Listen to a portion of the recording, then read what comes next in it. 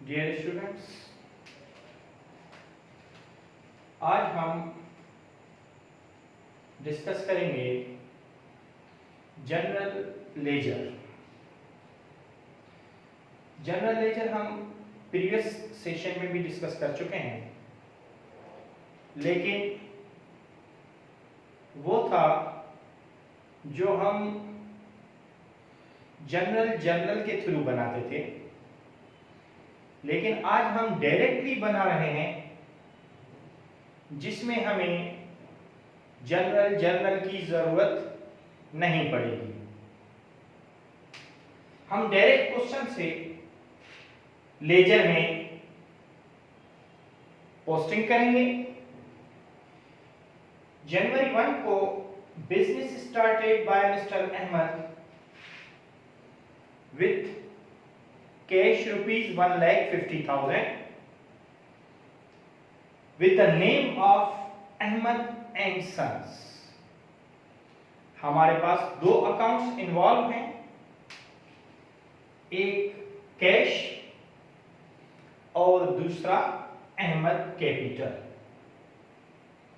Cash asset है, increase हो रहा है तो डेबिट होगा। डेबिट होगा तो हम डेबिट साइड पर रखेंगे, और उसके साथ साथ कैपिटल इंक्रीज हो रही है तो हम कैपिटल को क्रेडिट साइड पे रखेंगे। ये है जनवरी 1। यहां पर भी जनवरी 1। कैश डेबिट हुआ है कैपिटल के थ्रू और कैपिटल क्रेडिट हुई है कैश के थ्रू। कैश इसलिए डेबिट हुआ है क्योंकि इंक्रीज हो रहा है। एसेट इंक्रीज होगी तो हम डेबिट करेंगे, और कैपिटल इंक्रीज होगी तो हम क्रेडिट करेंगे।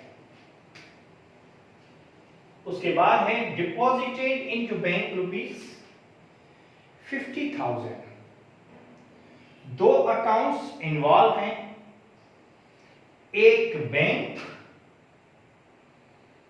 और एक कैश।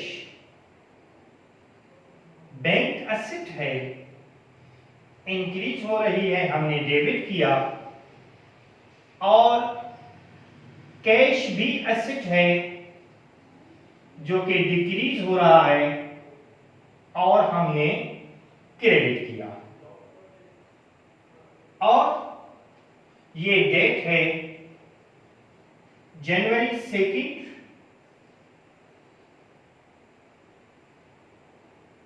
कैश क्रेडिट हो रहा है बैंक के नाम से, और बैंक डेबिट हो रहा है कैश के नाम से।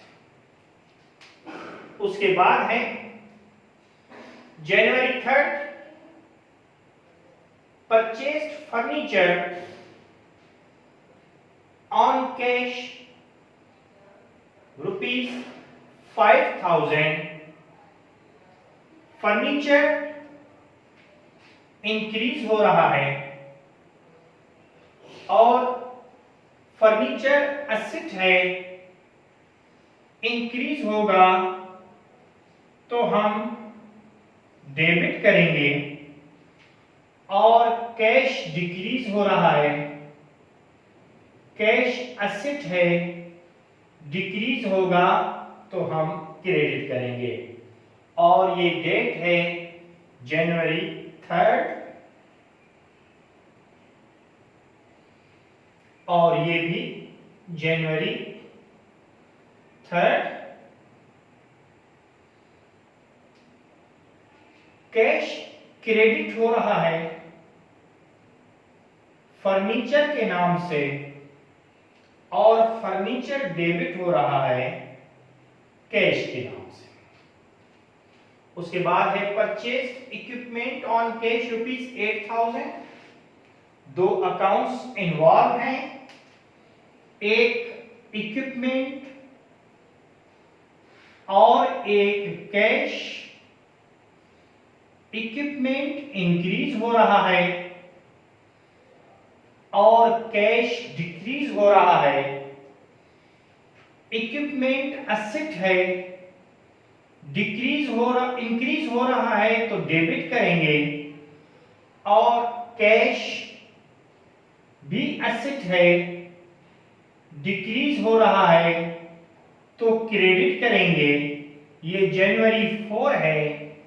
इक्विपमेंट इंक्रीज हो रहा है या डेबिट हो रहा है कैश के नाम से, और कैश क्रेडिट हो रहा है इक्विपमेंट के नाम से। उसके बाद है परचेज मशीनरी ऑन कैश ₹10,000। दो अकाउंट्स इन्वॉल्व हैं, एक मशीनरी और एक कैश। मशीनरी एसेट है, इंक्रीज हो रही है तो हमने डेबिट किया, और कैश भी एसेट है, डिक्रीज हो रहा है तो हमने क्रेडिट किया, और ये है जनवरी 5। ये भी जनवरी 5। मशीनरी डेबिट हो रही है कैश के नाम से, और कैश क्रेडिट हो रहा है मशीनरी के नाम से। क्लियर?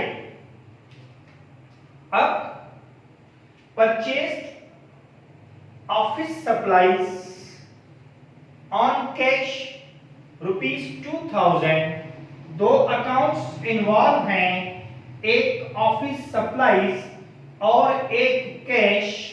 ऑफिस सप्लाईज एसेट है, इंक्रीज हो रहा है इसलिए हम इसको डेबिट करेंगे, और कैश भी एसेट है, डिक्रीज हो रहा है इसलिए हम इसको क्रेडिट करेंगे, और इनकी डेट है जनवरी 6। और ऑफिस सप्लाईज क्रेडिट हो रही हैं कैश के नाम से, और कैश क्रेडिट हो रहा है ऑफिस सप्लाईज के नाम से। उसके बाद है जनवरी 7 purchase merchandise inventory on cash. जब हम मर्चेंडाइज इन्वेंट्री परचेज करते हैं तो उसको हम परचेजेस लिखते हैं, और परचेजेस नेचुरली एक्सपेंसेस हैं, इंक्रीज होंगे तो हम डेबिट करेंगे, और ये परचेजेस हमने कैश पर की हैं तो कैश क्रेडिट हो रहा है, कैश एसेट है, डिक्रीज हो रहा है तो हम क्रेडिट करेंगे, और ये डेट है जनवरी 7, और यहां पर भी जनवरी 7। और परचेजेस इंक्रीज हुई हैं कैश के नाम से, और कैश डिक्रीज हुआ है परचेजेस के नाम से। कैश क्रेडिट होगा और परचेजेस डेबिट होंगी। उसके बाद है जनवरी 8 purchase merchandise inventory on credit. दो अकाउंट्स इन्वॉल्व हैं, एक परचेजेस और दूसरी अकाउंट्स पेएबल। परचेजेस एक्सपेंसेस हैं, इंक्रीज हो रहे हैं तो हम उनको डेबिट करेंगे, और अकाउंट्स पेएबल लायबिलिटी है, इंक्रीज हो रही है तो हम उसको क्रेडिट करेंगे, और ये डेट है जनवरी 8। और परचेजेस डेबिट हो रही हैं अकाउंट्स पेएबल के नाम से, और अकाउंट्स पेएबल क्रेडिट हो रहे हैं परचेजेस के नाम से। उसके बाद है purchase merchandise inventory through cheque. फिर तीसरी परचेजिंग है 12,000 की। दो अकाउंट्स इन्वॉल्व हैं, एक परचेजेस और एक बैंक। अब पेमेंट जो है बैंक के थ्रू हो रही है, परचेजेस एक्सपेंसेस हैं, इंक्रीज होंगे तो हम उसको डेबिट करेंगे, और बैंक एसेट है डिक्रीज होगी तो हम उसको क्रेडिट करेंगे, और ये डेट है जनवरी 10। जो भी अमाउंट हमारा चेक से जाएगा वो बैंक में से जाएगा, इसलिए बैंक को हमने क्रेडिट कर दिया है। चेक का कोई अकाउंट नहीं होता है। उसके बाद है sold merchandise inventory on cash. जब हम सेल करते हैं तो हमारी मर्चेंडाइज, हमारा कैश पर सेल करते हैं तो कैश इंक्रीज होता है और सेल्स भी इंक्रीज होती है। कैश एसेट है, इंक्रीज होगा तो हम डेबिट करेंगे, और सेल्स इनकम है, इंक्रीज होगी तो हम क्रेडिट करेंगे। और ये कैश के नाम से और ये सेल्स के नाम से, और ये डेट है जनवरी 12, ये भी जनवरी 12। उसके बाद है sold merchandise inventory on credit. जब हम उधार पे हम बेचते हैं तो हमारे अकाउंट्स रिसीवेबल भी इंक्रीज हो जाते हैं। अब दो अकाउंट्स इन्वॉल्व हैं, एक सेल्स और एक accounts receivable. Accounts receivable increase हो रहे हैं और अकाउंट्स रिसीवेबल एसेट है, इंक्रीज होगा तो हम डेबिट करेंगे, और सेल्स इनकम है, इंक्रीज होगी तो हम क्रेडिट करेंगे। ये अकाउंट्स रिसीवेबल के नाम से और ये सेल्स के नाम से।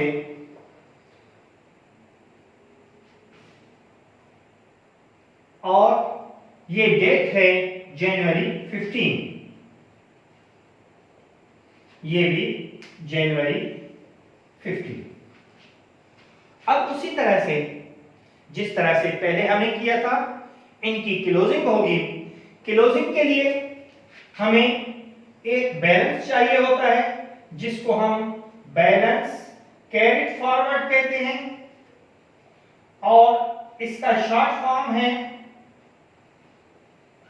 बैलेंस CF, मजीद इसका शॉर्ट फॉर्म है CF। अब इन दोनों साइड्स का डिफरेंस निकालेंगे। इस साइड का टोटल है 2 लाख,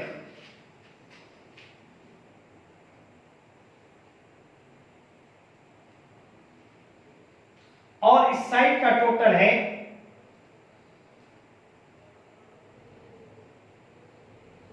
85,000।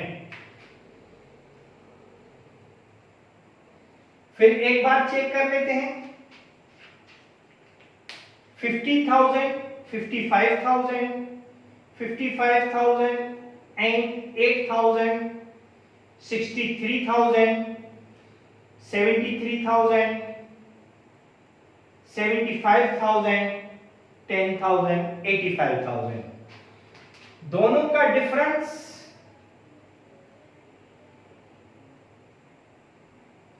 1,15,000। जो साइड वीक होगी उस साइड में हम CF बैलेंस लिखेंगे। CF बैलेंस हम दोनों साइड्स को बराबर करने के लिए लिखते हैं। अब दोनों साइडें हमारी बराबर हो गई और दोनों साइड्स पर हमने 2 लाख लिख दिया और क्लोज कर दिया 2 लाइनें खींचकर। उसके बाद इन दोनों साइड्स का डिफरेंस 1,50,000 है। डेबिट साइड वीक है इसलिए CF हमने उस साइड में लिखा और दोनों साइडें आमने सामने क्लोज कर दी 1,50,000 1,50,000 से। इस साइड का इन दोनों साइड्स का डिफरेंस है 38,000। क्रेडिट साइड वीक है इसलिए हमने CF वहां रखा, दोनों साइड्स को आमने सामने क्लोज किया 50,000 से और डबल लाइन खींचकर क्लोज कर दिया। दोनों साइड्स का डिफरेंस 5,000, दूसरी साइड पर यानी क्रेडिट साइड पर हमने 5,000 लिख लिया। दोनों साइडें आमने सामने हमने क्लोज कर दी और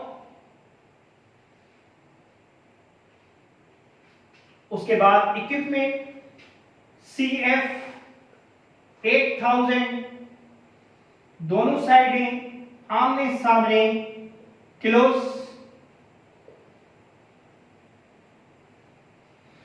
CF 10,000, दोनों साइडें आमने सामने क्लोज। ये रूल है कि हम दोनों साइडों को बराबर करके आमने सामने क्लोज करते हैं। CF 2000, दोनों साइडें आमने सामने क्लोज। CF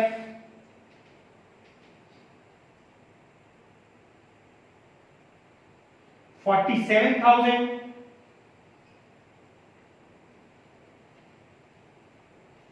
दोनों साइडें आमने सामने 47,000 से क्लोज।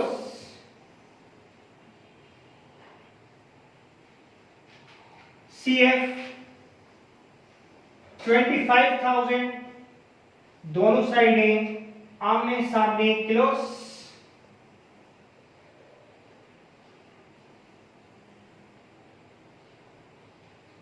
CF 1,25,000, दोनों साइडें आमने सामने क्लोज।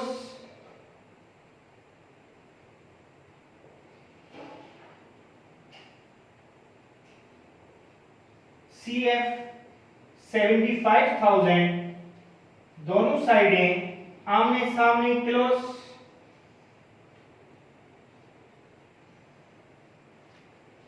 अब क्लोजिंग का प्रोसेस खत्म होने के बाद हम इन अकाउंट्स को फिर रीओपन करते हैं, और रीओपन करने के लिए हमें बैलेंस चाहिए, और उस बैलेंस को हम कहते हैं बैलेंस ब्रॉट फॉरवर्ड, और इसका शॉर्ट फॉर्म है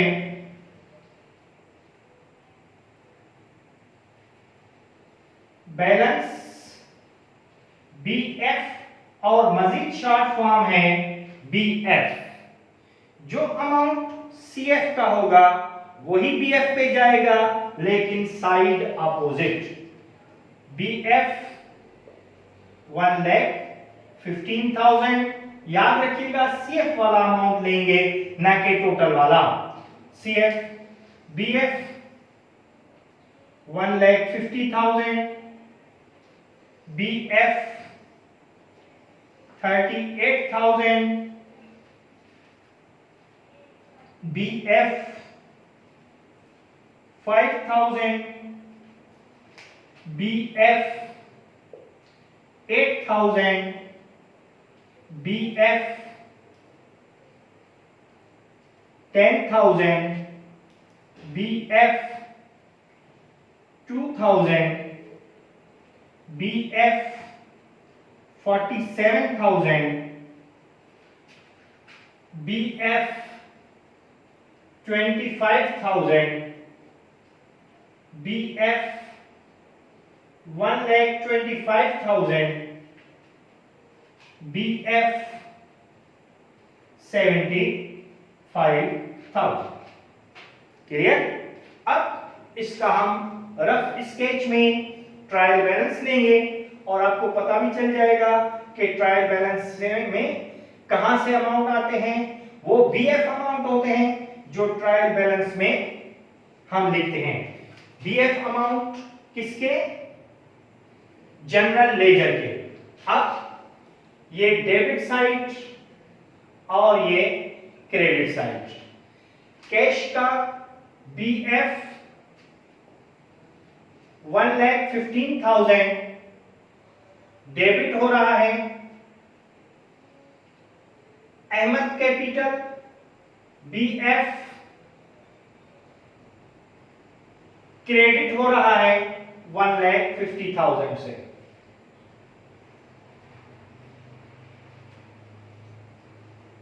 उसके बाद बैंक का BF डेबिट हो रहा है 38,000 से। फर्नीचर का BF डेबिट हो रहा है 5000 से। इक्विपमेंट का बीएफ डेबिट हो रहा है 8000 से। मशीनरी का बीएफ डेबिट हो रहा है 10,000 से। ऑफिस सप्लाईज का बीएफ डेबिट हो रहा है 2000 से। परचेजेस का बीएफ डेबिट हो रहा है 47,000 से। अकाउंट्स पेएबल का बीएफ क्रेडिट हो रहा है 25,000 से। सेल्स का बीएफ क्रेडिट हो रहा है 1,25,000 से। अकाउंट्स रिसीवेबल का बीएफ डेबिट हो रहा है 75,000 से। अब दोनों का टोटल करेंगे 1,50,000, 1,75,000, 2 लाख, दोनों साइडें 3 लाख से बराबर हो गई। इसका टोटल भी करके आप देख लें, 3 लाख ही आएगा।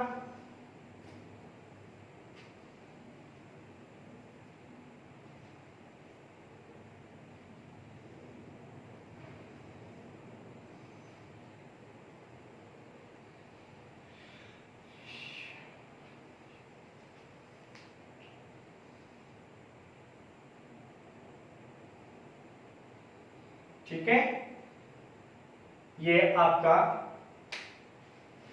ट्रायल बैलेंस कंप्लीट, और ये जनरल लेजर कंप्लीट हो गया। और ये रफ स्केच है ट्रायल बैलेंस का।